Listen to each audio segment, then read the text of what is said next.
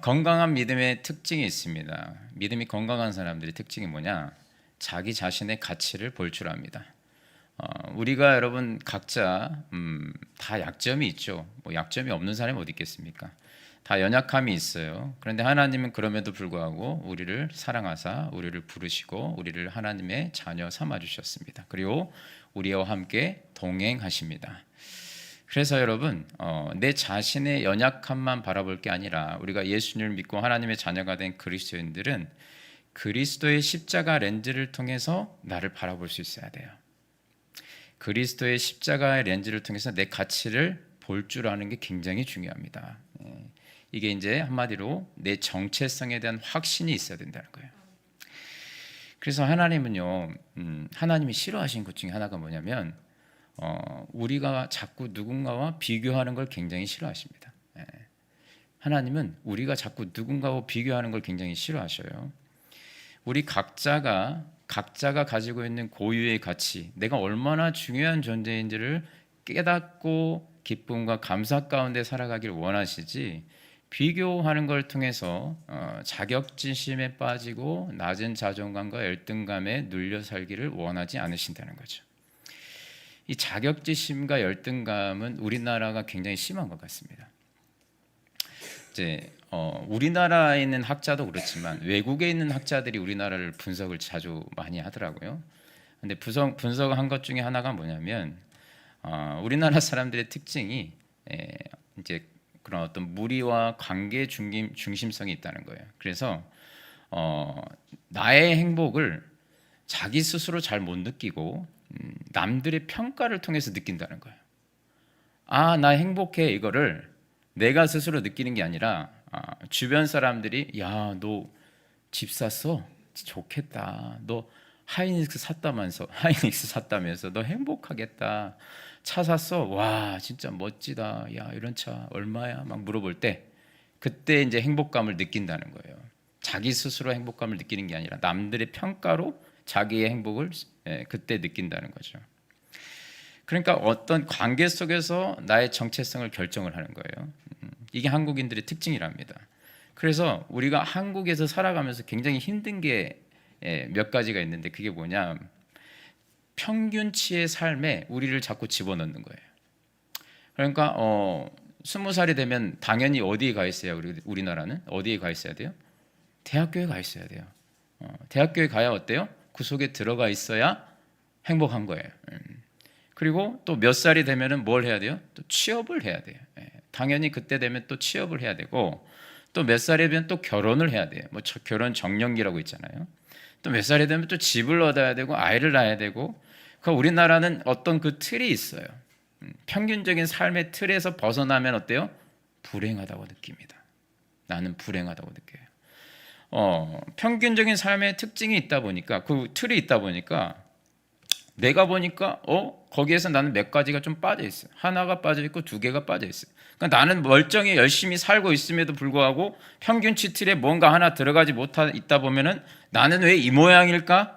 나는 왜 이걸 못했을까? 나는 바보인가? 내가 이걸 못하지? 내가 그때 왜 그걸 놓쳤을까?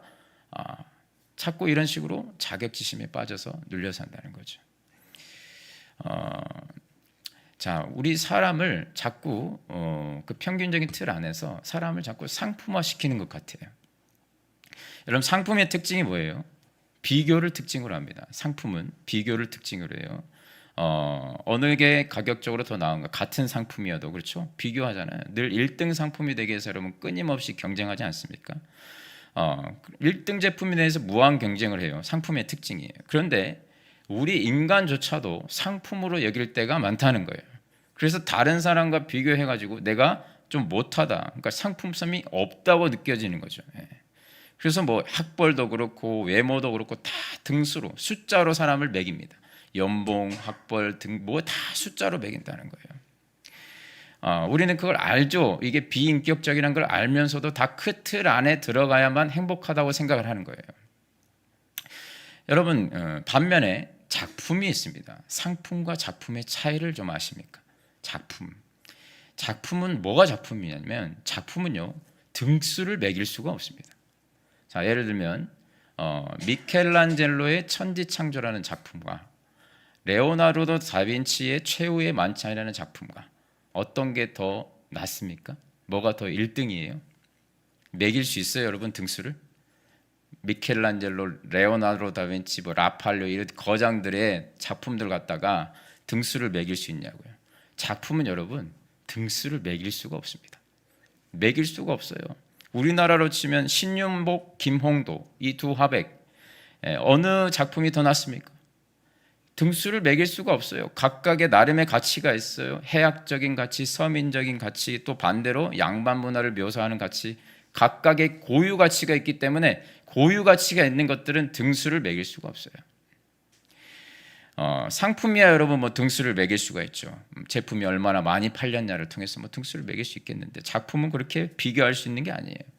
각자가 가지고 있는 고유의 가치가 있다는 거죠. 여러분, 하나님이 우리를 만드실 때 뭘로 만드셨을까요? 상품으로 만드셨을까요? 작품으로 만드셨을까요? 자, 오늘 본문에 그 내용이 나옵니다. 자, 에베소서 2장 10절 다시 한번 보세요. 10절에 보면은 이렇게 나와 있어요. 우리는 그가 만드신 바라 그리스도 예수 안에서 선한 일을 위하여 지으심을 받은 자니, 이렇게 나와 있죠.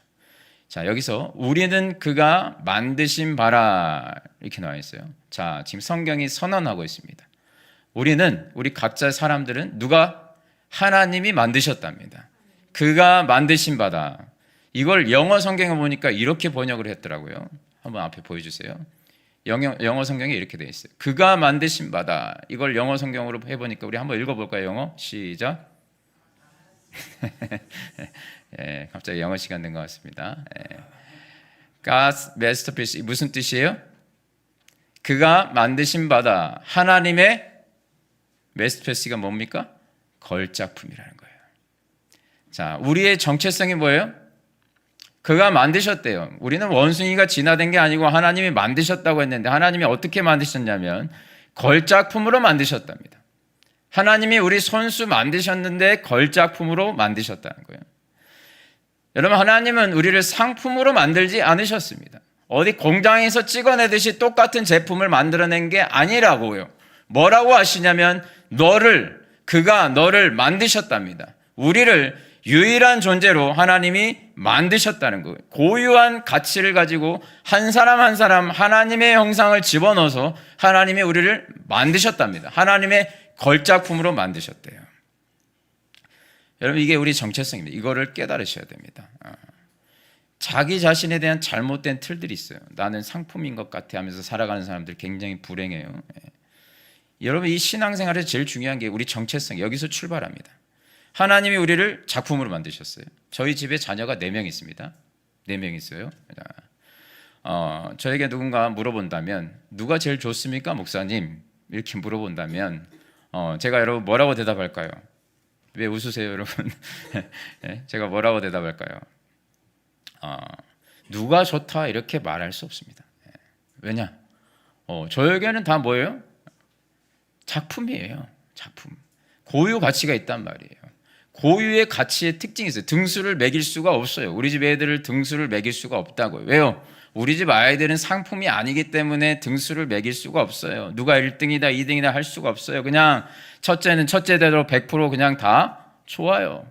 둘째는 둘째대로. 물론 다 연약함이 있어요. 단점이 있죠. 없지 않아요. 그렇지만 어때요? 부모인 저는 어때요? 다 100% 좋아요. 저는 하나님의 작품이에요. 하나님이 주신 소중한 생명이에요. 선물이에요. 100%다 각자 100% 사랑합니다. 저는 우리 아이들을 각자 100% 사랑합니다. 따로따로 막 등수를 매겨서 70% 사랑하고 그렇지 않아요. 다 100%입니다. 근데 하나님이 우리를 그렇게 사랑하신대요. 하나님이 우리를 그렇게 만드셨대요. 100% 사랑할 수밖에 없는 유일한 존재로, 고유한 가치를 가진 존재로 우리를 1대1로 만드셨다는 겁니다. 그래서 우리는 누군가와 비교할 수 있는 존재가 아니에요, 여러분. 하나님이 만드셨기 때문에. 그래서 하나님이 비교를 싫어하세요. 왜? 하나님이 만드셨는데 자기들끼리 비교를 하고 있어요. 자기들이 평가를 하고 있어요. 하나님이 만드셨는데, 하나님의 작품이라는데. 자, 그래서 자기 자신의 이 가치를 발견하는 게, 이게 너무나도 중요한 신앙의 출발이 됩니다. 자기 자신의 가치를 인정할 줄 아는 사람이 남들의 가치도 인정할 수 있습니다. 맞습니까?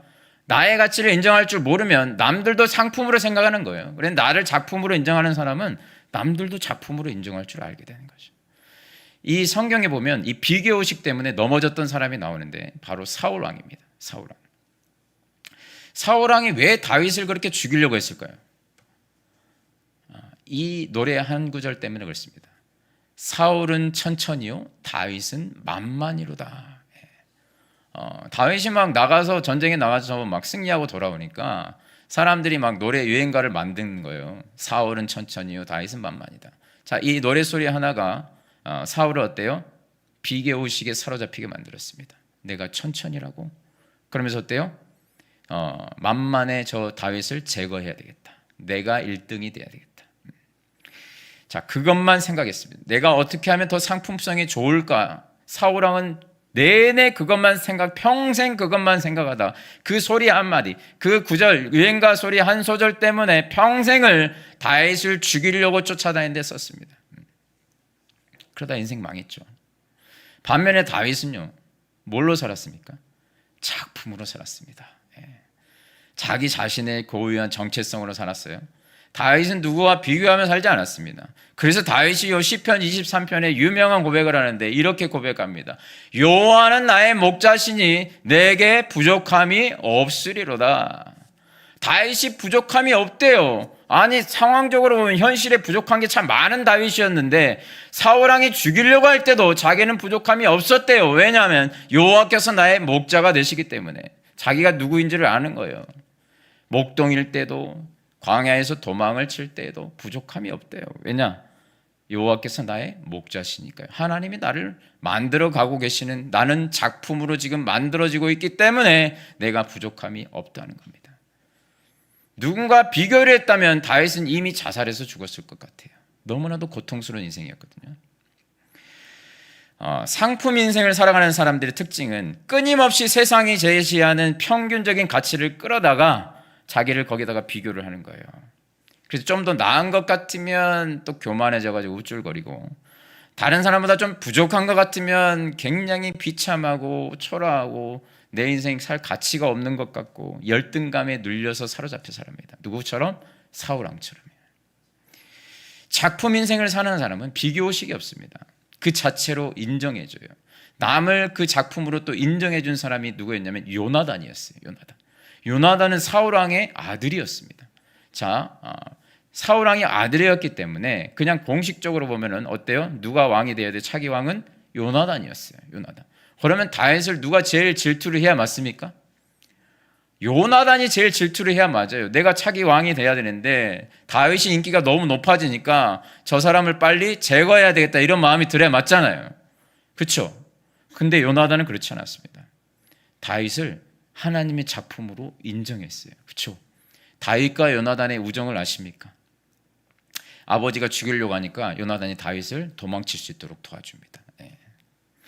비교의식 자체가 없어요. 그렇죠? 아버지가 죽이려고 하면 잘 됐다.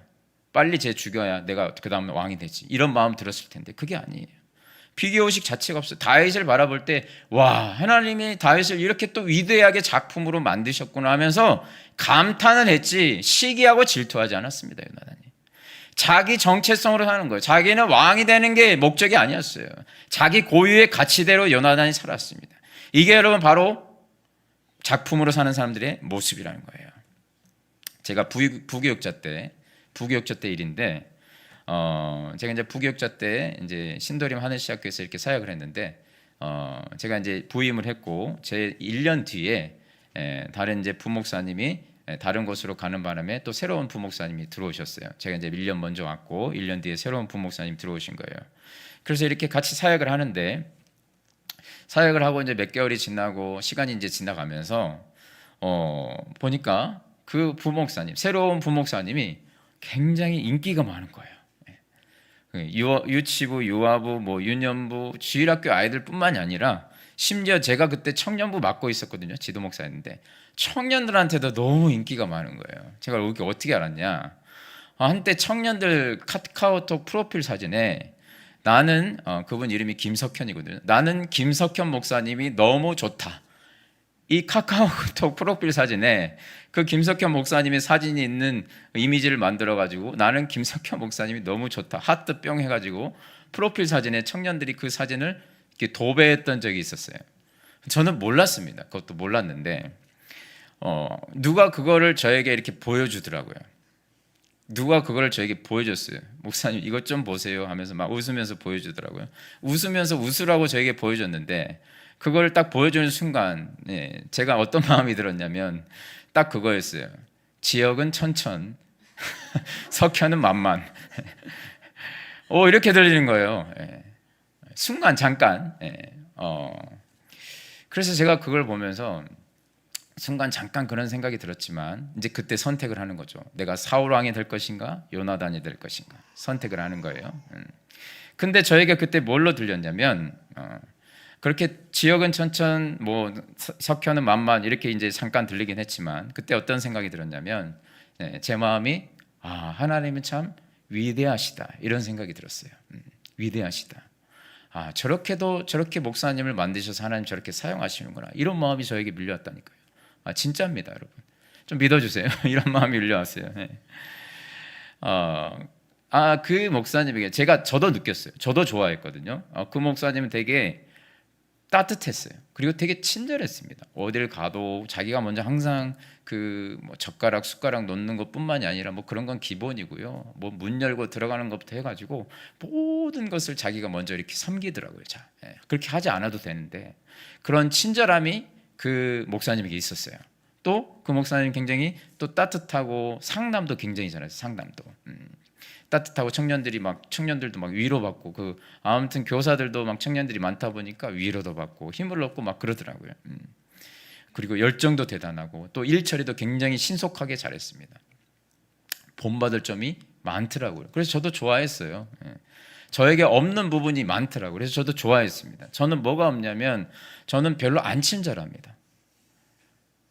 여러분 기억하세요. 저는 별로 안 친절합니다. 저는 별로 안 따뜻합니다. 기대하지 마시라고 제가 말씀드리는 거예요. 저희가 없는 것들이 많아요.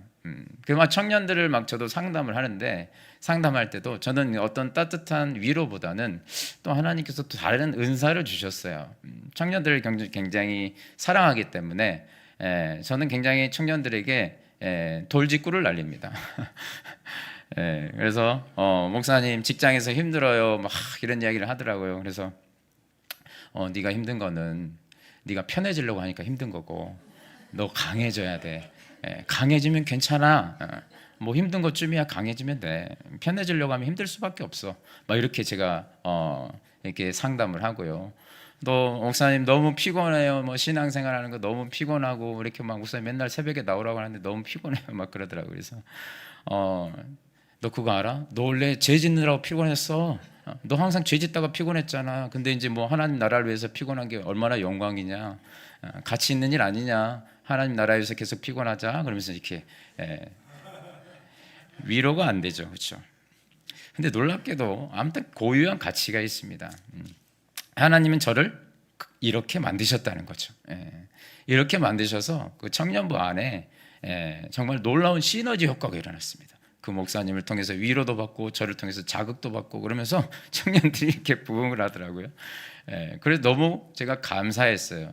감사했어요. 각각의 고유의 가치가 있습니다. 제가 만약에 비교의식을 가지고 계속 질투나고 앉아 있었으면 어떻게 하면 더 저 목사님보다 인기가 많아질 수 있을까 이것만 고민하고 있었으면은 사울왕처럼 비참했을 겁니다. 내가 해야 될 것은 안 하고 그것만 생각하고 있을 거 아니에요. 그래서 하나님이 저에게 작품에 대한 시각을 주셔가지고 그런 건강한 자존감을 주셔서 질투가 생긴 게 아니라 하나님 참 위대하시다. 저 목사님을 저렇게 들어 사용하시는구나. 이렇게 바라보니까 다윗과 요나단처럼 그 목사님과 제가 정말 친하게 지냈습니다. 같이 어디 놀러도 가고요. 먹을 것도 먹으러 가고요. 친하게 지냈어요. 그러니 더 시너지 효과가 되고 교회도 더 바르게 이렇게 서가더라고요. 여러분 내가 하나님의 작품이라는 것을 깨달은 사람이 그걸 아는 사람이 남도 작품으로 인정해 줄 수 있어요. 질투하는 게 아니라 시기하는 게 아니라 내게 없으면 막 시기 질투하면서 막 힘든 게 아니라, 나는 왜 저렇게 안 될까 하면서 힘들어지는 게 아니라 그를 칭찬해주고 또 좋아해주고 하면은 여러분, 내가 작품인 사람은 그렇게 해준다니까요. 여러분, 우리는요 하나님이 만드신 작품입니다. 하나님이 우리를 공장에서 찍어내지 않으셨어요. 똑같이 찍어내지 않으셨어요. 세상의 유일한 존재로 만드셨다는 거예요. 이 세상에 나하고 똑같은 성격과 지식과 지혜와 체격과 완벽히 복제되어 있는 사람은 이 세상에 한 명도 없고 나 하나밖에 없습니다. 내 손가락의 지문이 세상에 유일하거든요. 이 지문은 나밖에 없어요. 나 자신도 똑같아요. 세상에 딱 유일한 한 존재로 지음받았습니다. 아담 이후로 지금까지 태어나서 죽었고 또 앞으로 수많은 인류가 태어나겠지만 그 인류를 이 세상에 한 줄로 세운다 해도 나 같은 사람은 이 세상에 딱 한 명밖에 없는 존재라는 것을 여러분들이 기억하시길 바랍니다. 온리 원의 존재로 하나님이 우리를 만드셨다는 거예요. 유일한 존재로 나를 세상에 하나밖에 없는 존재로 나를 만드셨다는 거예요. 값으로 매길 수 없습니다. 하나밖에 없는 거는 값이 매길 수가 없는 거예요. 대체가 안 되기 때문에. 여러분, 내가 하나님 앞에서 하나님의 작품이라는 것을 깨닫는 저와 여러분 되시기를 주님의 이름으로 축원합니다. 자꾸 남들처럼 되려고 하지 마세요. 세상이 만들어놓은 그 평균의 가치에 여러분들을 집어넣어가지고 제발 죽을 때까지 좀 불행하게 살지 마시고요. 내 가치를 깨달으시기 바랍니다. 하나님이 얼마나 위대한 작품을 그려가고 계시는 줄 여러분들이 깨달으시기를 주님의 이름으로 축원합니다. 하나님이요, 우리 한 사람 한 사람을 자신이 되도록 부르셨다는 거예요. 남들처럼 되라는 게 아니라 내 자신이 되라고 김지혁을 부르셨다는 거죠. 로마서 12장 2절 말씀에 보면 우리가 참 좋아하는 말씀이에요. 한번 읽어볼까요? 시작. 너희는 이 세대를 본받지 말고 오직 마음을 새롭게 함으로 변화를 받아. 아멘. 여기 보시면 이 세대를 본받지 말고 변화를 받아 이렇게 나와 있잖아요. 자, 이거를 다른 번역에서 보니까 미국의 목사님 가운데 필립스 목사님이라는 분이 계십니다. J.B. 필립스라는 목사님이 계신데 이분이 이렇게 번역을 했더라고요. 이것을 이렇게 번역했어요. 한번 읽어볼까요? 주위에 있는 세상이 너희를 그 세상 틀 속으로 집어넣지 못하도록 하라. 여기 띄어놔 보세요. 주위에 있는 세상이 너희를 그 세상 틀 속으로 집어넣지 못하게 하라. 이게 무슨 말이에요? 너희는 이 세대를 본받지 말라는 이 성경의 말씀이 무슨 뜻이냐면 세상이 너희를 그 세상의 틀 속으로 집어넣지 못하게 하라는 거예요. 붕어빵 찍어내듯이 찍어내는 곳으로 너희들이 들어가지 말라는 거예요. 너희들 그런 존재가 아니라는 겁니다. 하나님의 손길이 닿은 하나님의 너희들은 작품이기 때문에 스스로 그 틀 안으로 들어가서 너희들이 똑같이 그들과 똑같아지려고 노력하지 말라는 거예요. 여러분, 우리가 붕어빵 틀, 세상이 갖춰놓은 저 틀 속으로 우리가 들어가면, 화면 내려주세요. 가장 위험한 게 뭐냐면 내가 누구인지를 잊어버리고 삽니다. 여러분들이 세상의 틀 속에 그렇게 집어넣어져서 살다 보면은 내가 누구인지를 모르고 살아요. 교회에 나와서도 내가 누구인지를 모르고 삽니다. 그러면서 늘 뭘 바라보면 상품으로 바라봐요. 세상 사람들이 똑같이 하는 대로 똑같이 바라봅니다. 세상 사람들은 외적인 성취를 통해서 자신의 존재를 확인하거든요. 직업이나 직위나 외모나 재산이나 사람들의 평가나 인기, 이걸로 내 존재를 확인한단 말이죠. 그런데 우리 그리스도인들도 똑같이 그래요. 내가 직업이 직업이 뭔가 좀 세상적으로 인정받을 만한 직업이면은 쭉 우쭐해야 합니다. 또 그러면. 근데 내가 또 내 직업이 세상적으로 봤을 때 좀 변변치 않는 것 같다 그러면은 굉장히 또 기가 죽습니다. 뭐 어디 직장 다니세요? 물어보면 그냥 다녀요. 근데 또 이렇게 직장이 좋으신 분은 물어보지도 않았는데 저 어디 하이닉스 다녀요. 조끼 입고 다니고 막 이렇게 하이닉스 뒤에 등판에 조끼 입고 다니고 그죠. 그러니까 여러분 세상적으로 그렇게 세상 사람들이 그렇게 하는데 똑같이 그렇게 한다는 거예요. 그러니까 세상 사람들은 자기가 하고 있는 일이 자기 정체성이라고 생각해요. 직업이 자기 정체성이에요. 그렇죠? 세상 사람들은 자기가 하고 있는 일이 자기 정체성이에요. 근데 여러분 기억하세요. 그 직업이 언제까지 갑니까? 직업이 언제까지 가요? 정년퇴직하잖아요. 자기는 자기 직업이 정체성이라고 믿고 살았는데 언젠가 퇴직을 합니다. 그러면서 사람들이 굉장히 우울해합니다. 왜냐? 이제 내 정체성이 없어져 버렸어요. 정체성이 없어졌어요. 여러분, 우리 크리스천들이 기억해야 될 것은 직업은 우리의 정체성이 아닙니다. 우리의 정체성은 뭐예요? 그리스도인입니다. 할렐루야. 내가 무슨 교사입니까? 선생님입니까? 그럼 선생님 그리스도인입니다. 할렐루야. 우리의 정체성의 앞에 있는 내용들은 다 바뀔 수 있어요. 뭐 선생님을 하든 무슨 교사를 하든 여러분들이 무슨 간호사를 하든 무슨 공무원을 하든 직장인이든 앞에 있는 내용은 다 바뀔 수 있지만 하나 바뀔 수 없는 게 있는데 그게 바로 크리스천이라는 정체성이에요. 그 크리스천 정체성이 영원히 가지고 갈 수 있는 겁니다. 여러분, 우리가 뭐 직업이나 소유나 능력, 뭐 외적인 평가, 그것은 우리의 정체성이 될 수 없어요. 그것을 얻어야만 우리가 작품이 되는 게 아니라는 것을 기억하시기 바랍니다. 하나님이 여러분 우리에게 작품을 만들어 가시는데 세상 사람들은 작품을 뭐라고 작품이라고 하냐면 세상 사람들이 바라보고 열망하는 그 자리에 올라갔을 때 막 작품이라고 하죠. 근데 하나님은 그렇게 말씀하시지 않는다는 거예요. 하나님은 너희는 그가 만드신 바라 이렇게 말씀합니다. 우리 자체가 우리 고유의 가치가 작품이라는 거죠. 뭔가를 더 우리에게 더해야 되는 게 아니라 하나님이 우리를 그렇게 이미 고유한 작품으로 걸작품으로 만드셨다는 거예요. 우리는 얼마짜리입니까? 값을 매길 수가 없습니다. 예수님을 믿은 우리는 예수님짜리의 가치를 가지고 있기 때문에 가치를 매길 수 없는 사람들임을 기억하시기 바랍니다. 우리는 그리스도로 옷을 입은 사람들입니다. 그래서 그리스도인이 정체성이라는 거예요. 뭔가 명품 옷을 걸칠 필요가 없는 사람들이에요. 왜냐하면 그리스도로 옷을 입고 있는 그리스도인들이기 때문에. 지금의 모습이 하나님이 그려가시는 최고의 작품이 되고 있다는 것을 기억하시기 바랍니다. 여러분, 야곱은 21세기 기준으로 놓고 보면 야곱은 경쟁과 성취의 대표적인 인물이 야곱이었어요. 성경에 나온 인물 중에 항상 1등주의에 사로잡혀 살던 사람이 야곱이었습니다. 그렇죠? 태어날 때부터 누구의 발꿈치를? 형의 발꿈치를 잡았어요. 왜요? 내가 먼저 나갈 거야 하면서 잡은 거예요. 태어날 때부터. 자, 야곱은 나중에 장자권을 또 어때요? 따내야 됐어요. 내가 이걸 얻어야 돼. 장자권 내가 얻을 거야. 내가 1등 할 거야. 장자권. 또 야곱은 또 재물을 얻기 위해서 엄청나게 또 경쟁을 했어요. 내가 이거를 얻을 거야. 또 야곱은 여러분 여인도 얻기 위해서 그렇게 애를 썼습니다. 자기가 얻고 싶어 한 게 그렇게 많았어요. 수단과 방법을 가리지 않고 자기가 원하는 거 얻기 위해서 밤낮 경쟁했던 사람이 야곱이었어요. 근데 야곱이 그렇게 성취를 했어요. 장자권도 얻고 재물도 많이 얻고 또 그 여인들도 다 얻었단 말이죠.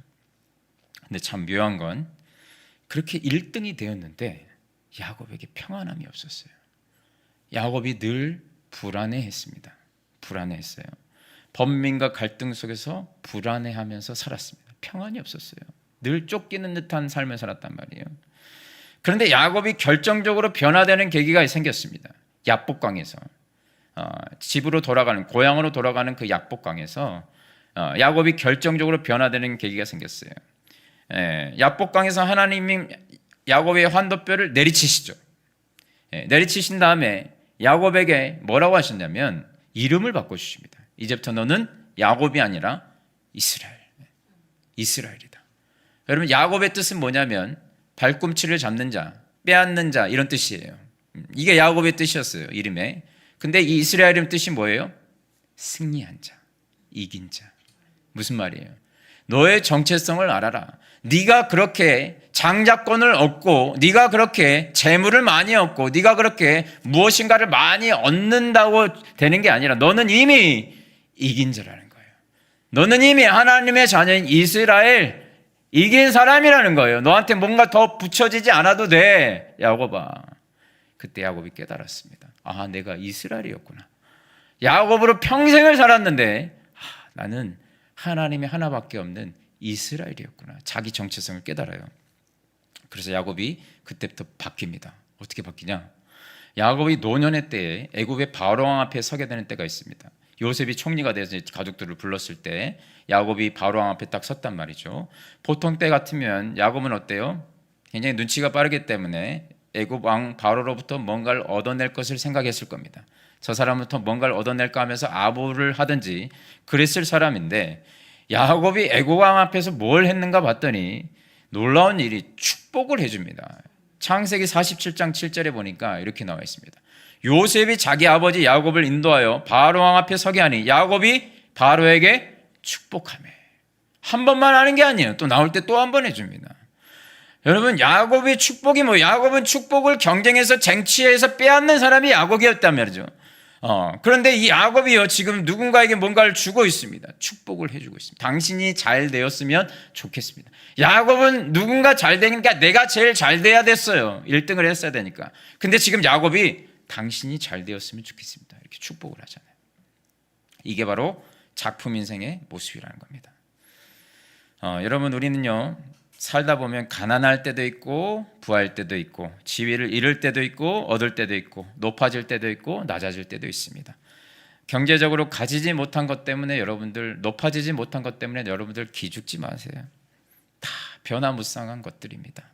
그것들은 있다가도 없어지는 것들이에요. 많이 있다고 좋은 것도 아니에요. 사람들 눈에 멋있어 보이려고 발버둥 치면서 살지 마세요. 너무 애쓰면서 그렇게 살지 마세요. 사람들 눈에 그럴듯하게 보이려고 그렇게 애쓰지 마시고요.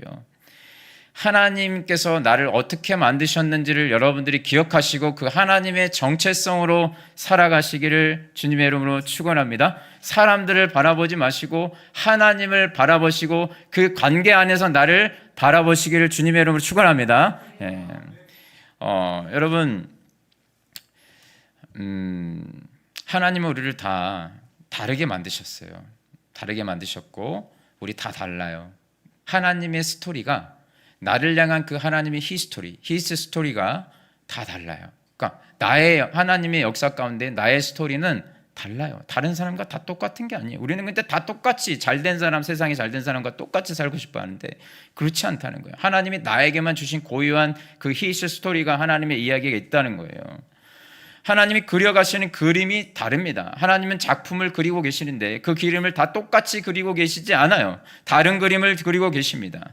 그것을 알 때 하나님이 예비해 주신 나만의 길을 걸어갈 수 있다는 것을 깨달으시기 바랍니다. 하나님이 나를 위해서 예비하신 나만의 길, 내가 내 이름을 걸고 살아야 될 나만의 길을 가려면 중요한 것은 세상 사람들이 맞춰놓은 기준으로 가면 안 되고 나의 창조자 되시는 하나님과 함께 걸어가셔야 됩니다. 나의 창조자가 되시고 나의 기획자가 되시고 나의 디자이너가 되시는 그분과 함께 걸어갈 때 비로소 나는 뭐예요? 나로 살 수 있습니다. 그래서 중요한 게 여러분, 하나님께 더 가까이 나가시길 바랍니다. 그래야 내가 발견이 되는 거예요. 하나님께 가까이 나아가면 나아갈수록 내 정체성이 발견되는 거예요. 아까 간증하신 성도님처럼 하나님을 더 알아가고 싶으면 더 알아가고 싶어지잖아요. 이전에는 그렇지 않았는데 하나님을 알게 되면 알게 될수록 나를 깨닫게 됩니다. 하나님을 알게 되면 알게 될수록 뭐가 깨달아질까요? 내가 죄인인 게 깨달아지고요. 하나님을 더 알게 되면 알게 될수록 뭐가 깨달아질까요? 하나님이 독생자 아들을 죽이시기까지 나를 사랑하신다는 것을 깨닫게 됩니다. 예. 여러분, 우리가 제일 힘든 게 뭐냐면 아까 처음에 이야기했던 것처럼 세상 사람들이 만들어 온 그 틀, 세상 사람들이 그 평가에 따라서 우리는 행복했다가 불행했다 하는 것 같아요. 세상 사람들이 그 평가, 거기에 들쑥날쑥하면서 우리는 살아간다는 거죠. 그런데 여러분, 그걸 아셔야 됩니다. 세상 사람들이 그 평가는, 세상 사람들이 나에게 관심이 엄청 많은 것 같지만 그렇지 않아요. 사람들 생각보다 나한테 관심 없습니다. 그거 아십니까? 자기한테 제일 관심이 많지. 사람들은 그냥 지나가다가 한두 마디 하는 거죠. 그 평가에 우리는 자꾸 뭐예요? 너 아직 결혼 못했어? 너 아직 취업 못했어? 뭐 이런 말 한마디에, 그 한마디 한 2, 3분 되는 말도 안 되는 그 한마디에 사울왕처럼 그 한마디가 내 안에 들어와서 계속 악플을 만들어내요. 내가 이제 그때부터 그 악플을 만들어내요. 나는 쓸모없는 인간인가? 나는 안 되는 인간인가? 저거를 쟁취하려면 어떻게 해야지? 계속 그 악플을 만들어서 나를 파멸로 몰고 간다는 거예요. 여러분, 그 사람의 평가는 이 세상에서 끝납니다. 여러분, 오래가는 평가를 중요하게 생각하시기 바랍니다. 가장 오래가는 평가가 뭘까요? 하나님의 평가입니다. 자, 하나님의 평가는 영원합니다. 세상 사람들이 짱깐하고 마는데 하나님의 평가는 뭐라고요? 영원하다는 거예요. 영원부터 영원까지 하나님 나를 심판하실 거거든요. 평가하실 거거든요. 명심해야 될 게 있습니다. 우리 그리스도인들의 삶의 평가, 하나님은 뭘로 평가하시냐? 세상적인 업적이나 세상적인 얼마나 부와 성공적인 위치에 갔느냐로 우리를 평가하지 않으시고, 하나님은 뭐라고 하시냐면, 하나님은 우리의 지으신 목적이 있다고 오늘 2장 10절에 말씀하시는데, 10절에 보시면 이렇게 나와 있어요. 우리는 그가 만드신 바다 그리스도 예수 안에서 선한 일을 위하여 지으심을 받은 자니, 이 일을 하나님께서 전에 예비하사 우리로 그 가운데서 행하게 하려 하심이니라. 자, 하나님이 목적이 있대요. 하나님은 우리를 옳은 일을 하기 위해서 만드셨다는 거예요. 자, 기억하세요. 하나님의 평가는 우리가 세상적으로 얼마나 업적을 쌓았느냐가 아니라 네가 지금 옳은 길을 가고 있느냐예요. 너가 지금 옳은 일을 하고 있느냐예요. 우리는 세상의 평가 때문에 자꾸 하나님도 그렇게 평가하실 거라고 생각을 하면서 몸부림치며 사는데, 하나님의 평가의 기준은 아예 다릅니다. 네가 지금 옳은 길을 가고 있냐는 거죠. 세상 사람들 누가 뭐래도 그리스도인으로서 하나님 보시기에 옳은 길의 삶을 살아가는 저와 여러분 되시기를 주님의 이름으로 축원합니다. 말씀을 마치겠습니다. 오늘날 세상은요, 우리의 가치를 평가절하하고 우리의 가치를 높이기 위해서 어떤 조건을 갖추어야 된다고 강요합니다. 끊임없이 1등 상품이 돼야 너는 가치 있다고 우리에게 말을 해요. 그 세상의 소리에 여러분 넘어가시면 안 됩니다. 너희는 이 세대를 본받지 말고 그 세상의 틀에서 빠져나오시기를 주님의 이름으로 축원합니다. 우리가 세상 속에서 열심히 살아야죠. 당연히 열심히 살아야 됩니다. 제가 열심히 살지 말라는 뜻이 아니에요. 세상 속에서 우리 앞에 주어진 타이틀을 가지고, 그게 교사든 선생님든 직업이든 장사라든 사장이든, 여러분 그 타이틀을 가지고 최선을 다해 살아야 되지만 우리의 정체성은 뭐예요? 그리스도인이라는 걸 잊지 마시기 바랍니다. 그 앞에 있는 거 가지고 평가받는 게 아니에요. 그리스도인이라는 정체성을 가지고 평가받는다는 거예요. 하나님이 우리에게 주신 직업들이 있을 거예요. 하는 일들이 있어요. 그걸 가지고 하나님은 우리를 위대한 작품으로 만들어 가고 계심을 여러분 기억하시기를 주님의 이름으로 축원합니다. 우리의 목적은 넘버원이 아니라 하나님이 만드신 온리원이 되는 겁니다. 그게 우리에게 진정한 성공인 줄 믿으시기 바랍니다. 작품으로 살기를 바랍니다. 남처럼 되지 못하는 환경 때문에 낙심하고 우울해하지 마시고, 상품으로 살지 마시고 내게 주어진 것 가지고 내가 할 수 있는 최선의 것을 하면서 작품 인생으로 살아가시길 바랍니다. 그리고 그 깊고도 크신 주님의 영광을 우리가 보게 될 줄로 믿습니다.